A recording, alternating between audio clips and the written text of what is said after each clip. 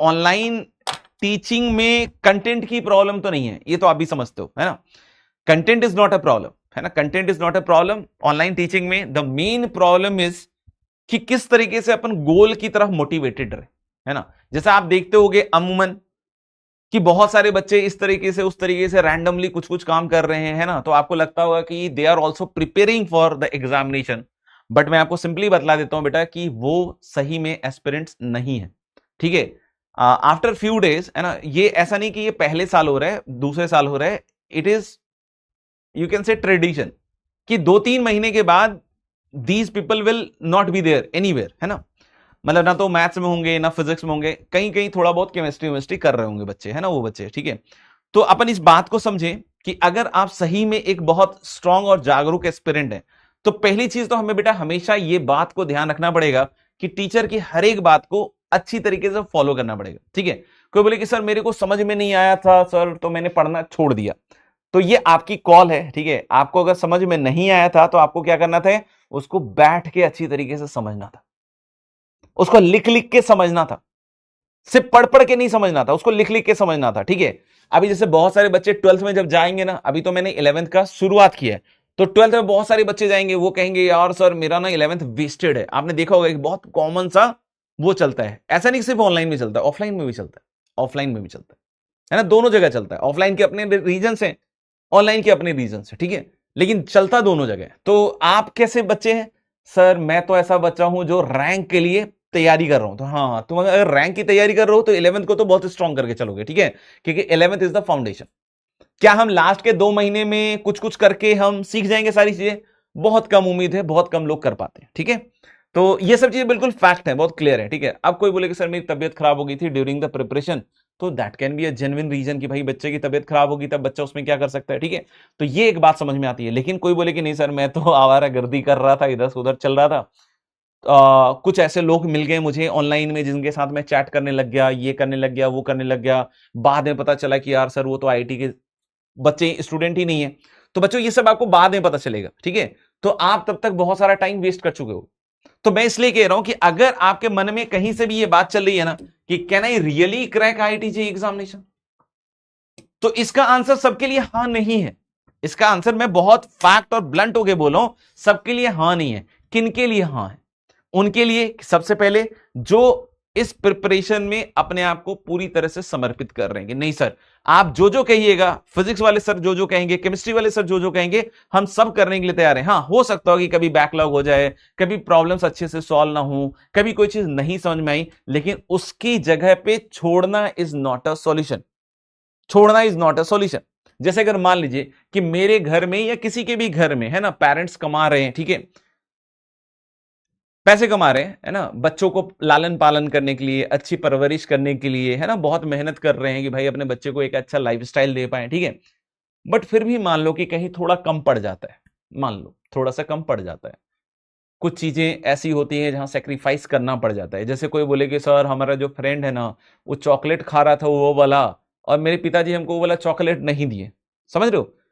तो आप पहले ये चीज समझिएगा कि वो मेहनत कर रहे हैं और ये कुछ चीजें कम पड़ रही हैं, तो इसका मतलब ये नहीं हुआ कि वो फिर बोले कि यार कम पड़ रहा है ना तो छोड़ देते हैं। वो कोशिश करेंगे क्या कि अपने बच्चों के लिए और कुछ कमाएं और कुछ अच्छी तरीके से काम करें, है ना, और सेविंग्स करें, सो दैट कि हम उसको उस लेवल तक पहुंचा पाए बच्चे को जिस लेवल पे उसकी लाइफस्टाइल एक बढ़िया लाइफस्टाइल में कन्वर्ट हो जाए। तो यानी आप इस पॉइंट को समझने की कोशिश कीजिए कि अगर कुछ कम पड़ रहा है तो मेहनत ज्यादा करनी पड़ेगी, छोड़ना नहीं है, पीछे नहीं हटना है। तब हमारा आंसर यस हो गया, तब हमारा आंसर यस हो गया कि can I crack IIT J examination, can I crack J examination, answer उस केस में यस हो गया। तो ये क्या है, स्टार मार्क के साथ आता है, स्टार मार्क के साथ आता है। तो अब यहां पे एक क्वेश्चन होगा, इसका मतलब सर जनरल सभी लोगों में ये पोटेंशियल है जे क्रैक करने का? तो आंसर इज यस। जनरल सभी लोगों में, क्या सभी लोग उस पोटेंशियल तक पहुंच पाएंगे या उस पोटेंशियल को रियलाइज कर पाएंगे? Answer is definitely no, definitely no, ठीक है। तो इस बात को समझ में, तो how will I compete with such a vast syllabus? तो देखो, how will I complete such a vast syllabus, ये तुम्हारे ऊपर तो है ही नहीं, it is not your job, ठीक है। अगर आपने बैच ले लिया है पीडब्ल्यू के अंदर तो ये टीचर की जिम्मेदारी है कि पूरी तरीके से, और इसके लिए मैं तुमको सब कुछ दिखा सकता हूं कि आज नहीं, तुम्हारा पूरा एकेडमिक कैलेंडर डिजाइन हो चुका है। तुम्हारे सारे टॉपिक 11th के, उसके आगे जब 12th का बैच लॉन्च होगा तो 12th के वो सारी चीजें डेट वाइज आपके लिए बन चुकी हैं। सारे टेस्ट के प्लान डेट वाइज बन चुके हैं।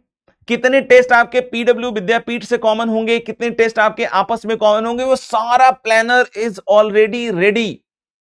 तो आपको उस तरफ दिमाग नहीं लगाना है, it is not your part. तो आप इस बात को समझिएगा कि ये जो चीज है ना, सेकंड वाला पॉइंट, ठीक है ना, हाउ विल आई कंप्लीट, तो ये आपके ऊपर बिल्कुल नहीं है। कोई बोले सर आर 2 years एनफ, तो ऑफकोर्स इसका आंसर पहले से कनेक्टेड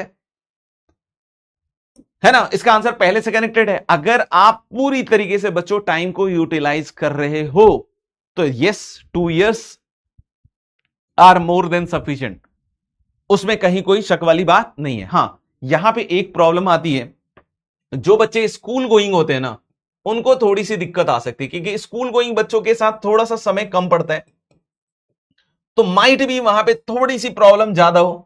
तो कोई बोले सर प्रॉब्लम ज्यादा है तो क्या छोड़ दें? नहीं, प्रॉब्लम ज्यादा है तो तोड़ दें, फोड़ दें। प्रॉब्लम ज्यादा है तो थोड़ा और मेहनत कर डालें। स्कूल गोइंग है तो क्या हुआ, हम फिर भी 12th के साथ रिजल्ट निकालेंगे सर।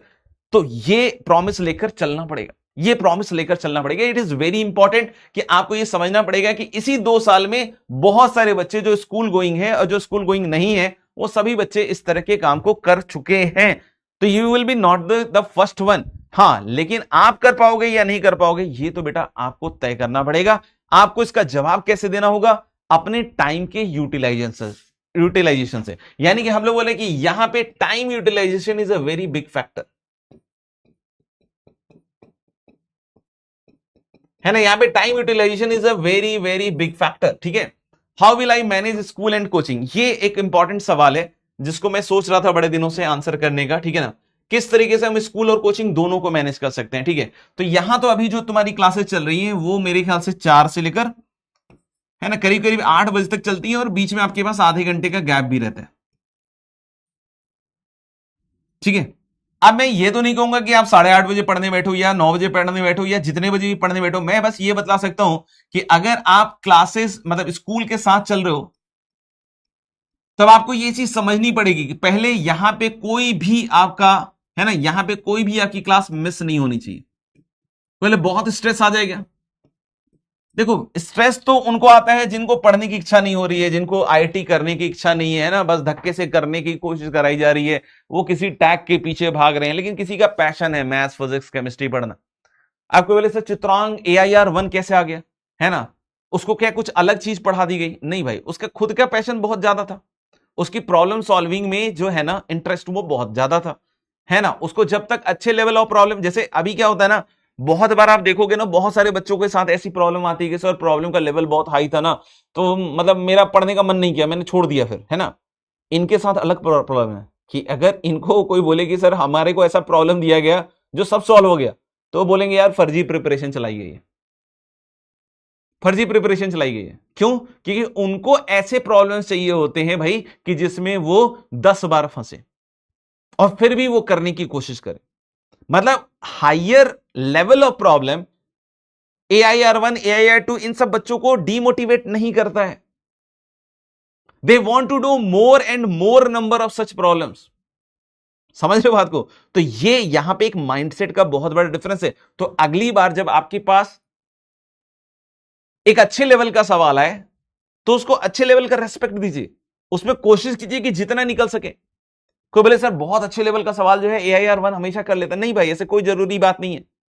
हाँ, लेकिन उसमें उसका जो अटेम्प्ट होता है ना, वो बाकियों से बहुत बेहतरीन होता है। एक बच्चा है, देखो ऐसे मैं आपको समझाने की थोड़ी कोशिश कर रहा हूं, ठीक है ना।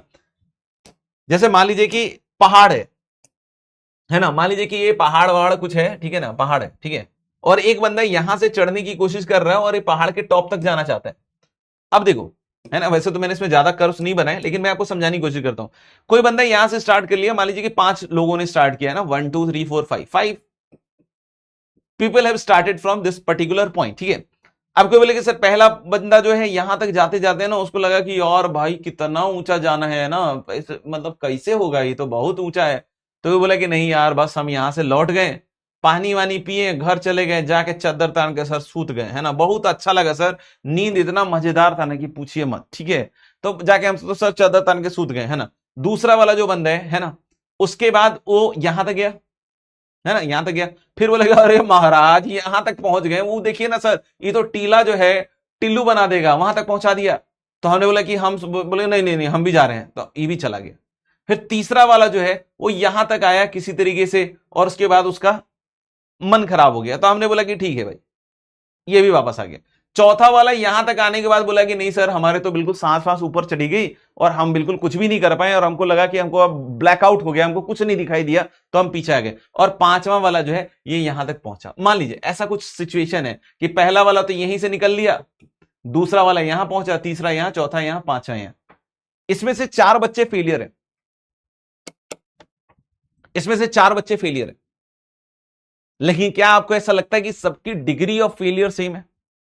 क्या इस प्रोसेस में जो रेजिलियंस पहले, दूसरे, तीसरे, चौथे और पांचवें बंदे में है, क्या सब में सेम लेवल का रेजिलियंस है? रेजिलियंस मतलब होता है कि आप नीचे गिर के कितनी बार उठ सकते हैं, नीचे गिर के कितनी बार उठ सकते हैं, दैट इज रेजिलियंस, है ना। तो मेरा यह सवाल है, क्या सबके लिए ये फेलियर एक जैसा? Answer is no. इसने तो कुछ जाना ही नहीं भाई, इसने तो कुछ जाना ही नहीं, ये तो बस ऐसे मजे लेकर, है ना, जुमा केसरी बोलकर आ गया भाई, पीछे आ गया। कोई बोले सर इसके बारे में क्या कहेंगे आप? तो मैंने बोला कि हाँ भाई इसने जर्नी में कुछ तो काम किया है, ऐसा नहीं कि बिल्कुल ही नौ सीखिया है। मतलब हो सकता हो कि अगली बार ये ट्राई करे किसी पहाड़ को चढ़ने का, तो हो सकता हो कि ये बंदा सक्सेसफुल हो जाए, हो सकता है, क्योंकि इसके बाद इसकी तैयारी पूरी होगी। इसका शायद माइंडसेट उतना अच्छा नहीं था, इसका शायद माइंडसेट उतना अच्छा नहीं था कि यहां तक पहुंचने के बाद भी कोई परेशानी नहीं हुई, बस डर गया, डरने के बाद वो पीछे आ गया, डरने के बाद वो पीछे आ गया। लेकिन जो तीसरा बंदा है उसके बारे में क्या कहें? तो हम लोग लेके तीसरा बंदा हो सकता है उसका स्टैमिना उतना स्ट्रांग नहीं हो, या कोई प्रॉब्लम हो गई हो तो उसकी वजह से बाहर आ गया। लेकिन क्या इनके फेलियर की डिग्री सेम है? नहीं भाई, फेलियर की डिग्री सेम नहीं है। इसने थर्ड वाले ने अपना प्रयास फर्स्ट और सेकेंड वाले से कहीं ज्यादा किया है। फोर्थ वाला सिंस हेल्थ कंडीशन था इसलिए पीछे आ गया। तो ऑब्वियस सी बात है कि हम लोग बोले कि इसके माइंडसेट में प्रॉब्लम नहीं थी, बॉडी में कुछ प्रॉब्लम आई। तो अगली बार जब ये पहाड़ चढ़ेगा तो डेफिनेट सी बात है कि अपने पूरी, मतलब कहते हैं ना, माइंडसेट और बॉडी और हेल्थ, इन सब चीजों का ध्यान रखेगा। और क्यों बोले फिफ्थ वाला विनर है, नो डाउट विनर है, लेकिन फोर्थ वाला भी उससे कम नहीं है, फोर्थ वाला भी उससे कम नहीं है। अगर उसके हेल्थ ने साथ दिया होता तो डेफिनेटली वो फिफ्थ वाले की जगह को ऑक्यूपाई करता। तो हमें देखना पड़ेगा कि हम जब ये 2 साल की जर्नी कर रहे हैं, यानी कि एक पहाड़ चढ़ने जैसी चीज कर रहे हैं, तो हम कहां पे बैठे हैं आज? क्या हम पहले वाले बच्चे की तरह माइंडसेट लेके बैठे? क्या हम दूसरे वाले बच्चे के साथ चल रहे हैं? थर्ड, फोर्थ, फिफ्थ, किस किस तरह के हम टाइप में चल रहे हैं? तो उस तरीके से अपने आप को डिसाइड करना पड़ेगा। आप बस ये ध्यान रखिएगा बेटा कि अगर आप कल होके फेल हो जाते हैं अगर आईटी के अंदर, तो आप ये मत समझिएगा, है ना, अगर आप फोर्थ वाले स्टूडेंट की तरह हैं कि आपने बहुत अच्छी मेहनत करी और फिर भी किसी कारण कुछ गड़बड़ हो गई, किसी कारण कुछ गड़बड़ हो गई, मुझे नहीं पता, हो सकता है अनफोर्सीन रीजन रहे, किसी कारण कोई भी छोटी सी भी गड़बड़ हो गई, तो भाई आपका एटीट्यूड तो आईटीएन वाला ही है। आप जीवन में कभी भी अनसक्सेसफुल नहीं हो सकते, क्योंकि आपने इस जर्नी में इतनी बार गिर के उठना सीख लिया है कि कोई माइका लाल आपको अब बीट नहीं कर सकता है, कोई माइका लाल आपको बीट नहीं कर सकता है, क्योंकि आपने ये बहुत ज्यादा सीख लिया है। और फेलियर हो गया तो इसका मतलब आप और भी ज्यादा स्ट्रांग हो गए हो, आपने पचा लिया फेलियर, तो ये भी बहुत अपने आप में बड़ी बात है।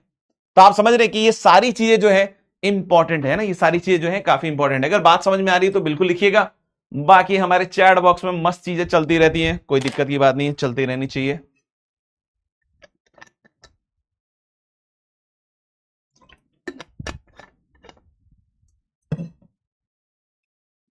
ठीक है मेरी जान, यहां तक समझ में आ गई बात? ठीक है ना। ये फोर्थ वाला तो मैंने बताया कि भाई आपको फिर इसके बाद, है ना, प्रॉब्लम सॉल्विंग पे ज्यादा फोकस करना पड़ेगा, है ना। कभी कभी ऐसा हो सकता है कि अगर स्कूल जाना अवॉइड कर सकते हैं पढ़ने के लिए तो आप अवॉइड भी कर लीजिए। अगर कैसे दिन लग रहा है कि नहीं यार बंक कर सकते हैं, छुट्टी ले सकते हैं, तो स्कूल थोड़ा कम भी जा सकते हैं। फिर इसमें क्या है कि अगर आपके पास संडेज हैं तो संडे को थोड़ा और स्ट्रांग तैयारी करना पड़ेगा, संडे को मेरे भाई और स्ट्रांग तैयारी करनी पड़ेगी, ठीक है ना। How many hours should I study daily, तो इसके बारे में हम लोग बाद में बात करेंगे क्योंकि अभी समय खत्म हो चुका है, ठीक है। तो इसके बारे में और बातें करेंगे अगली क्लास में, 5वें नंबर पॉइंट, और ये सारे जो पॉइंट्स है ये सारी चीजें हम बात करने वाले हैं अगली बार, ठीक है। इसके बाद हम एक इस ग्राफ को भी डिस्कस करना चाहते हैं आपके साथ, लेकिन लेट्स सी जल्दी से हो जाए डिस्कस तो बहुत बेहतर है।